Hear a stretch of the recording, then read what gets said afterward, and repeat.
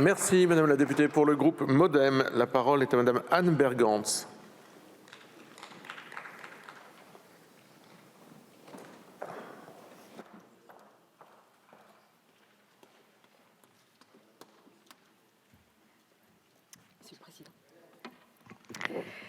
Monsieur le Président, Monsieur le Ministre, Mesdames et Messieurs les rapporteurs, chers collègues. En préambule, je tiens à souligner l'importance de persévérer dans la construction de cet édifice commun qu'est l'Union européenne et d'œuvrer ensemble à la préservation des droits et acquis forgés au cours des décennies. Nous avons entendu, ça et là, en commission, pendant les QAG et juste à l'instant, une petite musique sur l'incursion de l'Europe dans notre cadre législatif. Rappelons-le, le principe de primauté vise à garantir que les citoyens sont uniformément protégés par le droit européen sur tous les territoires de l'Union européenne. En votant la transposition de directives dans notre droit français, c'est précisément ce que nous faisons aujourd'hui. Car si cette PJL d'ADU agrège un ensemble certes hétérogène et très technique de dispositions découlant d'une réglementation européenne complexe, cette transposition du droit communautaire aura des effets des plus concrets sur la vie des Françaises et des Français. Et l'objectif ici est clair, et nous le partageons sans aucune difficulté. La transposition des directives doit s'opérer dans des délais impartis afin de garantir l'effectivité du droit de l'Union européenne, mais également pour limiter le risque de recours en manquement introduit contre la France.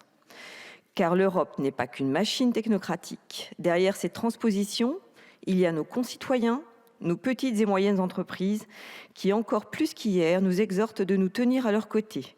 C'est ce que propose ce texte. S'agissant de nos entreprises, nous nous réjouissons que l'article 10 du projet de loi vise à modifier des dispositions du Code de commerce pour mettre fin à une situation de surtransposition qui risquerait de porter préjudice à nos entreprises déjà fragilisées par les crises récentes.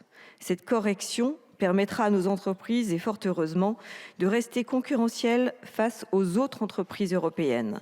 C'est une avancée concrète pour nos petites et moyennes entreprises et nous ne pouvons que nous en réjouir. De la même façon, la transposition partielle en matière de commande publique pouvait elle aussi nuire à nos opérateurs économiques. Il est ainsi bienvenu que le Sénat ait choisi de préserver l'effet dissuasif des peines d'exclusion des procédures de passation des marchés. S'agissant de nos agriculteurs cette fois, et plus particulièrement de nos jeunes agriculteurs, le projet de loi clarifie le cadre juridique des aides à l'installation. S'agissant de notre épargne, les mesures de simplification du texte dont nous sommes saisis devraient permettre de faciliter le lancement en France du produit paneuropéen d'épargne retraite individuelle. Je pourrais m'arrêter ici, mais ça serait oublier, comme l'a très justement rappelé ma collègue Servane Hugues en commission, que l'Union européenne ne se borne pas au sujet économique. Initialement faibles, les piliers sociaux et écologiques de l'Union européenne se sont renforcés au fil des années et portent aujourd'hui des ambitions concrètes dont certaines trouvent leur traduction dans cette PJL. Elle comporte en effet de très belles avancées en matière de droit du travail et d'égalité des droits. S'agissant de nos 12 millions de concitoyens en situation de handicap, l'article 12 propose de renforcer l'accessibilité des équipements informatiques en libre service ou grand public qui leur sont encore trop souvent inadaptés. Bien que la question relève ici moins de l'adoption de cet article que de sa mise en œuvre. Déjà fixée en 2005, cette exigence d'accessibilité s'est malheureusement heurtée à la difficile mise en place d'équipements informatiques par les opérateurs.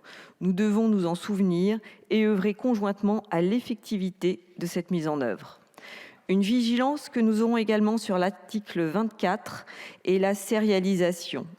Bien que ce soit en bonne voie, nous devons rapidement augmenter le nombre d'officines aujourd'hui connectées au répertoire national de vérification des médicaments.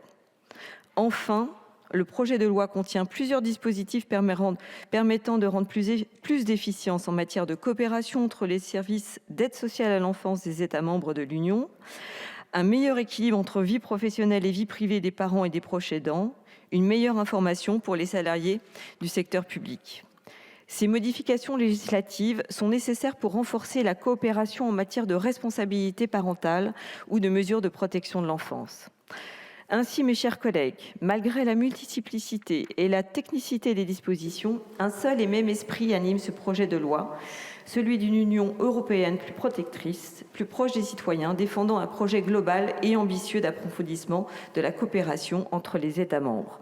Pour l'ensemble de ces raisons, le groupe démocrate se prononcera en faveur de ce texte, en émettant cependant le souhait que la mise en œuvre de ces articles soit effectuée dans des délais fixés pour assurer une meilleure égalité et une meilleure sécurité pour tous nos concitoyens français. Je vous remercie. Je vous remercie.